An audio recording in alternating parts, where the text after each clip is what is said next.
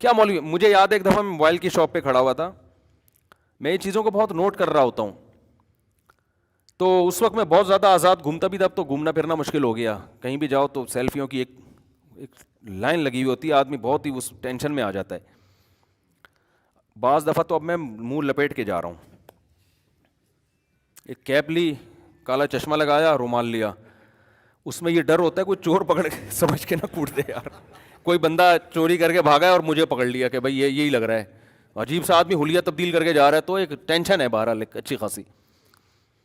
لیکن یہ دل چاہتا ہے یار آدمی ایسے گھومے پھرے, کہیں گولے گنڈے کھائے بیٹھ کے, کہیں گول گپے کھائے, وہ اپنا مزہ ہے یار, اس کا ریڑھی سے چھولے کھانے کا اپنا مزہ ہے. وہ جو ریڑھی کی بریانی ہے نا دیگ والی, اس کا مزہ آپ کو ہوٹلوں میں نہیں آئے گا.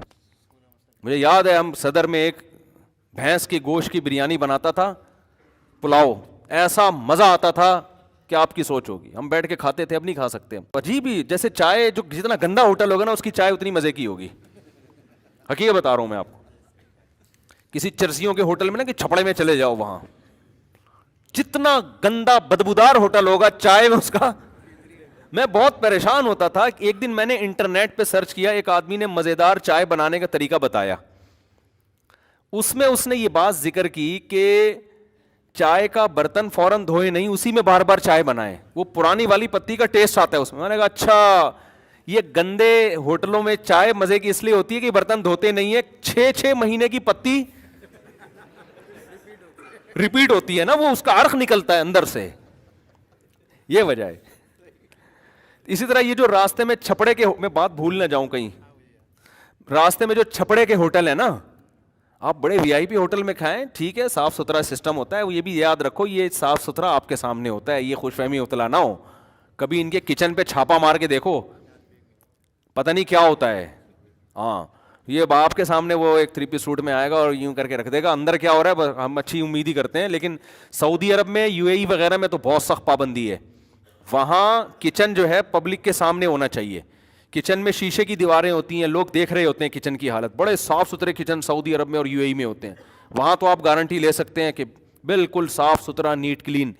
ہمارے یہاں بڑے بڑے ہوٹلوں کا ہمیں نہیں پتہ اندر کیا ہو رہا ہے. تو خیر, 1-2 ایسے ہوٹل ہیں کہ میں نام نہیں ان کا لوں گا, پھر لوگ پبلسٹی کے لیے آ جائیں گے ہمارے ہوٹل کا بھی نام لیں, تو جن کے بارے میں سنا ہے کہ وہ کچن بھی ان کا صاف ہوتا ہے. لیکن یہ جو چھپڑے کے ہوٹل ہے نا بھائی, چاہیے گندے بندے ہی کیوں نہ ہو, کھانا دال چنے کی ان کی بڑی مزے کی ہوتی ہے. آپ کھا کے دیکھو, مزہ نہ آئے اپنے خرچے پہ کھاؤ, پیسے واپس اگر مزہ نہ آئے. اور ان کی چائے مزے کی ہوتی ہے. تو میں جب ٹریولنگ کرتا ہوں نا لانگ ڈرائیو پہ, تو میں اکثر کوشش کرتا ہوں کسی چھپڑے کے ہوٹل پہ, منجی پہ نہیں جس میں نیچے سے بھی ہوا لگتی ہے, ایسی منجی پہ بیٹھ کے آدمی کھانا کھائے. اس کا ایک فائدہ یہ ہوتا ہے نیچے سے بھی ہوا لگ رہی ہوتی ہے اس میں, حقیقت ہے نا.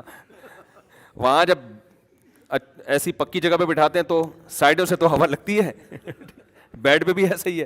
تو خیر, تو کوئی گاؤں کا ماحول ہو, ایسے چھپڑا پڑا ہو نا, تو بکریاں وکریاں گھوم رہی ہوتی ہیں, کوئی کھیت ویت, راستے میں ان ہوٹلوں میں کھانے کا بھنڈی کھاؤ مزہ نہ آئے, ایسا ٹیسٹ آ رہا ہو, تو شاید اس کی وجہ یہ بھی ہے کہ وہ لکڑی کی آگ پہ پکاتے ہیں, تو لکڑی کی آگ کا اپنا ہی الگ ٹیسٹ ہوتا ہے. اور پھر وہ ان کی روٹی بھی بڑی زبردست ہوتی ہے. خیر, لوگ بھی بولیں گے یار پتہ نہیں کیا کس سے لے کے بیٹھا جاتا. بات کیا کر رہا تھا میں, بس یہ بات بیان ختم ہو رہا ہے. موبائل شاپ پہ کیوں گیا تھا میں؟ ہاں نہیں, یہ ہاں موبائل شاپ کی بات کر رہا تھا. مجھے یاد ہے کوئی بڑا کوئی تاجر تھا, موبائل کی بڑی دکان تھی. تو اب لوگ نا مذہب کا مذاق اڑانے لگے ہیں, یہاں تک نوبت پہنچ گئی ہے. تو اس سے کوئی موبائل کی کوئی خرید رہا تھا, تو تھا وہ لبرل سا لڑکا, داڑھی بھی نہیں تھی اس کی, کوئی ٹوپی شوپی بھی نہیں, ایسے جیسے عام طور پہ لڑکوں کا ڈریس ہوتا ہے. تو جب اس سے کوئی بات اس نے کی, تو اس نے کہا بھائی یہ شریعت میں حرام ہے اس طرح سے پرچیزنگ کرنا. تو 2-3 لڑکوں نے کہا تو کب سے بڑا مولوی بن گیا ہے, یعنی اس طنز کیا, ابھی تو کب سے بڑا اللہ اللہ کی باتیں شروع کر دی ہیں, یعنی کیا اس کو طنز کیا کہ ابھی تجھے کیا ہو گیا بھائی, سیدھا سیدھا جیسے ہم کہہ رہے ہیں ایسے کر. تو یہ چیز ہم اور بھی جگہ نوٹ کرتے ہیں کہ اگر کوئی عام آدمی کسی بھی معاملے میں مذہب کی بات کرتا ہے تو لوگ فوراً طنز شروع کر دیتے ہیں, ابے چھوڑ یار, کیا مذہب, کیا ملا ہے, کیا مولوی ہے, کیا کیسی باتیں کر رہا ہے. تو یہ خوب ذہن میں رکھو, جس نے پیدا کیا ہے نا اس کی نظر میں سب سے زیادہ ویلیو مذہب کی ہے. سب سے بڑی غفلت انسان سے یہ ہوتی ہے, وہ یہ سمجھتا ہے کہ مجھے کسی نے پیدا, یہ بھول جاتا ہے وہ کہے آٹومیٹیکلی ہوں, یہ نیچرل ہے, خود بخود ہی آ رہا ہوں میں, خود بخود ہی بڑا ہو گیا. ایسا نہیں ہے بھائی, یہ نیچرل, یہ نیچرل ہے تو نیچر بنائی اللہ نے. بار بار قرآن کہہ رہا ہے, بار بار, کہ تمہیں بنایا ہے. اکفرت بالذی خلقک من تراب, جس نے مٹی کو مختلف پروسیس سے بنا کے تمہیں بنا دیا, اس کو کیسے بھول گئے ہو تم, کیسے بھول گئے؟ اور قرآن کہہ رہا ہے جب میں ان کو عذاب میں ڈالوں گا نا, جو اپنی تجارتوں میں مست ہو گئے, حلال حرام کی, تاجر آج حلال حرام کی فکر کرتا ہی نہیں ہے. آپ اس سے جائز ناجائز کی بحث شروع کرتے ہیں, اس کی پیشانی پہ لکیریں آنا شروع ہیں. کیا یار, بین الاقوامی لاس کو تو دیکھتے ہیں,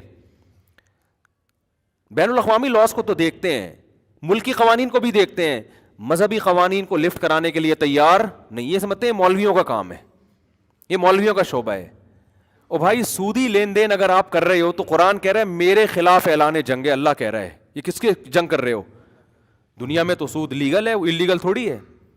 دنیا میں سود لیگل ہے, لیکن اللہ کیا کہہ رہا ہے؟ فَأْذَنُوا بِحَرْبٍ مِّنَ اللَّهِ وَرَسُولِهِ. آپ نے کوئی چیز قسطوں پہ بیچی, آپ نے ایگریمنٹ یہ کیا کہ اگر ٹائم پہ پیمنٹ نہیں کی تو اس کی قیمت بڑھا دوں گا میں. یہ خالص سود ہے یا نہیں ہے؟